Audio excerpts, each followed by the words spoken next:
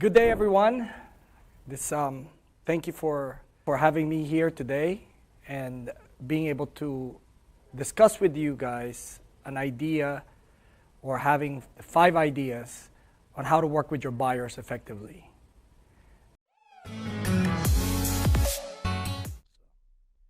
Buyers make an impact on your referral network, and let me tell you how important this is. Your referral network are your past clients, whether it's sellers or buyers. But on the buyer side, it has more impact because you meet them on a more regular basis. Your relationship with them can be very close. When you have to see them, especially in this market, to show houses almost every week or weekend, you get to know them, you get to know their families. I mean, sometimes when I drive around with my buyer, they even give me gifts for my kids, and I do vice versa. I mean, like give them something small, like, sometimes even bring dessert when we're actually going out there. That's like some of the things that I get to do to try to tie in that buyer as a friend more than just a client. So this is my number one objective, is to make my clients friends. And the reason why is when you have a friend, your likelihood of liking them and trusting them is much higher than if they were just a professional that you're dealing with. So the connection is very important. Why? Because some buyers that I'm working with, I'm in the middle of showing them houses and doing all these things for them to be able to own a house, and they're already referring clients to me. So can you imagine if you can tie in like that to the level where they want to try you out, even though you're in the middle of a transaction, to other friends that they have or family members, it means you've connected very well. So this is a huge referral network that people don't tap into because they're only focused on the buyers. But you got to focus on the buyers and figuring out also how you can connect with them so well that they love you, that they will rave about you with their friends and their family, and that in itself will create multiple clients for you. Buyers help grow your center of influence. This is another factor. See, the more you hang out with your clients, sellers, more buyers than sellers, because sellers, when they sell a property, sometimes they go out of state, or out of the country, or out of the area. But if a seller actually bought a property within the area, your center of influence is more likely going to be stronger because you can invite that particular client into your sphere of influence, which means your certain things that you do to actually connect with people closer, which is events that you do, charity events that you can invite them to, things that they care about. If they care about, let's say, cancer society, where they have fundraising for particular cancer like leukemia and that kind of thing, you can get involved with them, and then you'll meet all the people that they know in that particular sphere. So creating the multiple sphere through your people that you're already connected with, that you're already working with, makes a huge difference how your business can grow. And to be honest with you, these 5 ideas that I'm going to give you is not something new, but it allows you to be able to work off of this.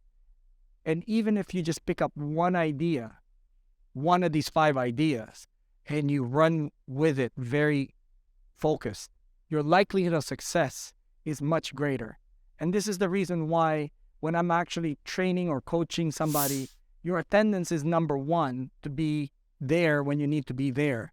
Why? Because at the end of the day, it only takes one information that you might have missed, and the rest of the year, basically, you're still kind of wondering why your business is not where it's at. So just keep that in mind. All these ideas may not be new, but if you pick up at least 1 or 2 of these ideas and really concentrate yourself to try to implement it, it's almost guaranteed that you're going to grow your business to the next level you want it. So buyers also dictate the amount of your income. So you have different price ranges that you're focusing on. Well, if even on the marketing side, you can go after a particular market segment that you market a $1.5 million house to actually attract buyers for that price range. It's great. Or you can market a condominium that's, let's say, $250,000, and that segment of the buyers that you're going to get from that marketing that you're doing is going to be on more, you're going to have more volume, but it's going to be on a lesser amount. So it's really a range that you're looking at. The higher you get, the less buyer pool that you're working with. But I prefer personally to work on the lower price range, mainly because it allows me to grow my center of influence, because you get a lot more buyers. Even though you make less, you have a lot more contacts. And to me, it's all about probability and statistics. We are in sales in that sense. When you're running your probability of getting more business or probability of going to settlement, this is all statistics that you're running. So I'll give you an idea. If I made 100 calls, and what I figure out from 100 calls, I get 5 leads, then out of that 5 leads, I actually get 3 ratified contract, and out of that 3, basically, all 3 of them go to settlement. Then I'll keep doing 100 calls every single month. So then I know I have 3 transactions every month, right? So everything that we do are number driven in that sense. But the effectiveness of you trying to connect with your buyer is the more important aspect of this, that we need to really fine tune ourselves in terms of personality development. And that's one of the things that I advocate for, because if you think about it, if you have a professional basketball player that you never heard of, and you've heard of Michael Jordan, right? If you're looking at Michael Jordan and the rest of the professional basketball player, the difference between Michael Jordan and the rest of the basketball players are the attitude towards the game.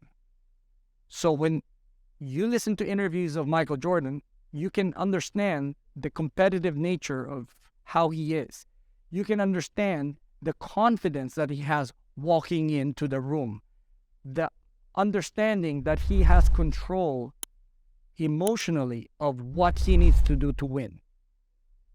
And this is something that you have to understand, that all of us here in real estate, if you're doing real estate and you can walk, you can talk, you can write, you can do all these things. And sometimes actually I met people that can barely talk or can barely walk, but yet they succeed very well in this business, because the difference is not in the skills. The difference is in the attitude. The things that we were programmed to have, which is what we call limiting beliefs.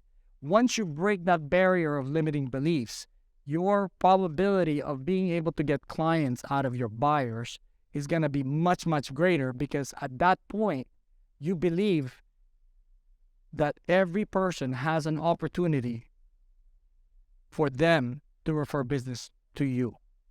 So this is something that a lot of people don't even think about when they're working with their buyers. They're only thinking about, oh, I'm going to sell this person a house. Well, that person might be connected to 25 or might be connected to 500 people, right? You don't know that. But the point is, if that person really likes you and really wants to do something good for you, they'll refer you business. It's natural. So this is something that you got to think about, that the limiting beliefs is what slows us down in our business. So once you break that barrier, sky's the limit. People come up to me and tell me like, oh, I have big goals. Tell me what the goals look like. And then I'll tell you what my goals look like, because mine is actually out of this world, actually. It's somewhere actually shooting through the stars and trying to figure out how to actually get back. But at the same time, I have a plan. And a lot of us don't even have that. I've met so many agents out there, starts out, and they get coached, but nobody tells them the number one thing that you have to have if you're going to go to any city is a map of the city, so you know where you're going. So it's written down. So if you're going to have a goal, make sure it's written down. If you're going to have a motivation that creates this excitement inside you, make sure it's written down. Because a lot of times the people tell me like, oh, I'm excited because I'm going to be able to take vacations with my family and I have more time. And then a year later you meet them and they're like, oh no, you know what? I don't believe in that. I actually took a full-time job already and I'm not doing this that much anymore because I don't believe I can do very well in this business. Well, The difference between the two person is not the fact that the person all of a sudden physically changed, is the fact that they mentally changed. They were not able to maintain the motivation it takes for them to grow their business. So when you're dealing with your buyers, just make sure that you have in the back of your mind what it takes for you to get close to that buyer, to the level where that buyer would want to refer business to you. How do you do that? Well, you have to have an understanding of psychology. You have to have an understanding what type of personality you're dealing with. I mean, we don't even think about this, but I know as well as you know that all of us are different, but only different to a certain level, and we have certain things that are in common. This is psychology. So I've studied so much psychology because I wanted to know who I'm dealing with when I'm dealing with them. It makes a huge difference. Because when you're sitting down with a person and you know the person's analytical and you start babbling about other people, blah, blah, blah, you bore them to death. They want numbers. They want, logic. They want exactly how you're going to get them there. And then if you're actually talking to somebody who's very touchy-feely kind of person, very close in terms of their emotions, and you start talking to them about numbers, guess what? You lose them.